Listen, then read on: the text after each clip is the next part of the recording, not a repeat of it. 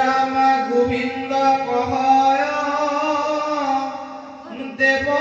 দয়াময় শরণে শরণ লয় তোমার ভিতর পদ ধূলা পায়ে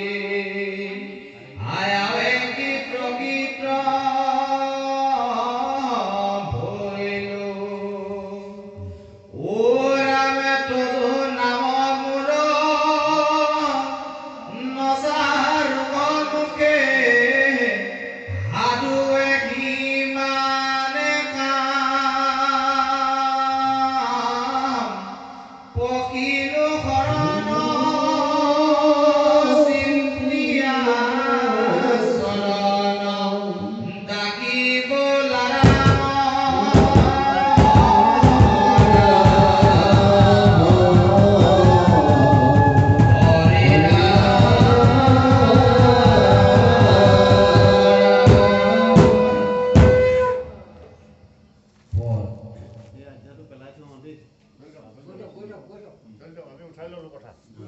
অৰ্জুনে বুলন্ত শুনি উঠ যদুপতি বোলা মুখ পাইলে দেৱে তাৰ হোৱে গতি শ্ৰীকালত পুৰুষে ভাগৰ নিদ্ৰা যায় তোমাৰ আশ্ৰয় দীৰ্ঘ শ্ৰেষ্ঠ নাই হিজনৰ কেনে কৃষ্ণ অনুসয় মুকুতি নিদায়েলি নানা বিষয়ত হোৱে ৰতি আৰু মোহ প্ৰলয় আজিকালত তোমাত লীন সমস্ত জগত হে ৰাম স্বভাৱতে কোনো তিনি গুণে হোৱে সম বিষয়ক এৰি কতি হোৱে উপাসান তব অংশ জীৱ যত আত্মা সবাহাৰ তবে কেনে কিটো জীৱে নতৰে সংসাৰ কৃষ্ণে বোলে জীৱ অংশ জগতে প্ৰকৃত অবিদ্যা মোহিত অহংকাৰ হোৱে বজ্ৰ মুত জিনু লয় হোৱে তাৰ কথা ভিন্ন সকামী সংসাৰী প্ৰকৃতিত হোৱে লীন অবিদ্যা মোহিত হয় যত চৰাচৰ হবে গোচে থাকে তাৰ বাসনা কৰ্মৰ অব্যক্ত তথাপি জীৱ কোনো ব্যক্ত হয় কোনো বাসনাই আনে সৃষ্টিৰ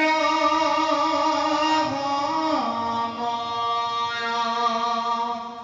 ও ৰাম কৰ্ম বাসনাতে দেহ এৰি জন্ম ধৰে ইন্দি হবে টানি নেই পূৰ্বৰ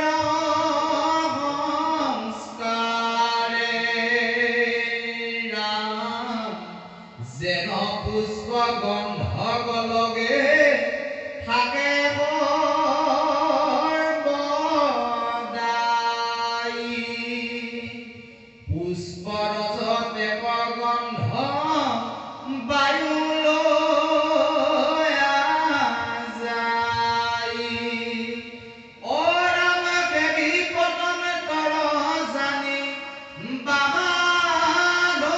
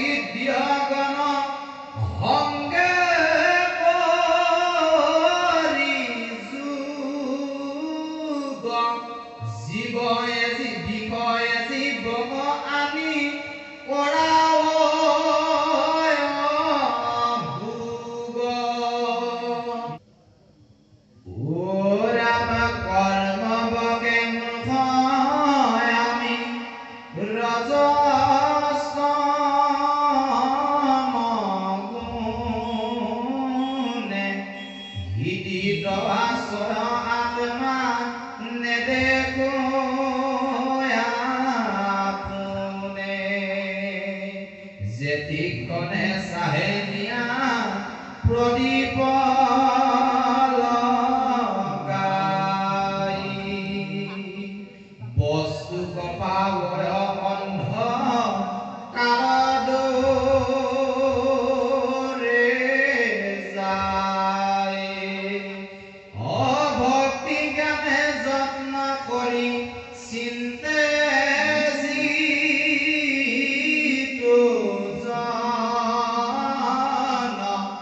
জ্ঞান চকু দেখো কিন্তু শ্ৰদ্ধয় ভুৱন মই কদাচিত তাক নকৰো ত্যাগ হিউ সৰ্বদাই গিৰি সিয়ত পাৱে লাগ ধ্যান বন আছে লতা গুণতৰু চন্দ্ৰৰূপে ৰখ দিয়া তাক পুষ্ট কৰো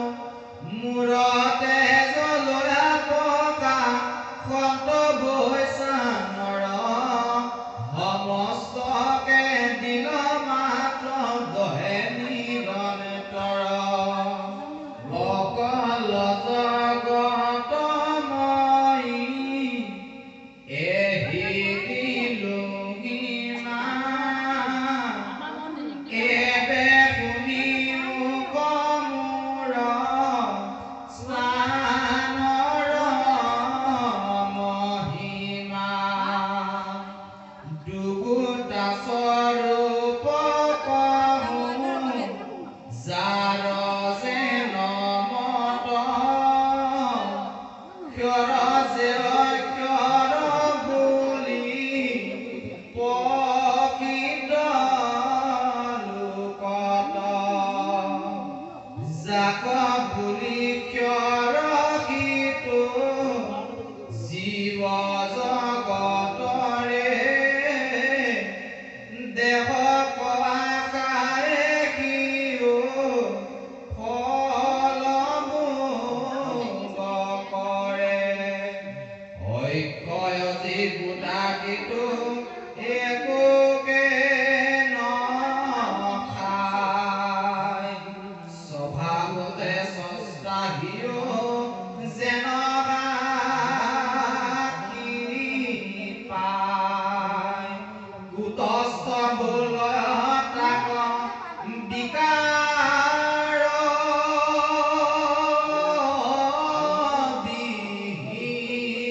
বিহীন শিৱ পুৰুষত পৰ দুইটো কৰি ভিন্ন ব্যাপক পৰময়াত্মা কবিশ্বৰ ক্ষয় বৃদ্ধি নাহি তাৰ মন অগোচৰ নাহিকে বিকাৰ তাৰ ব্ৰহ্ম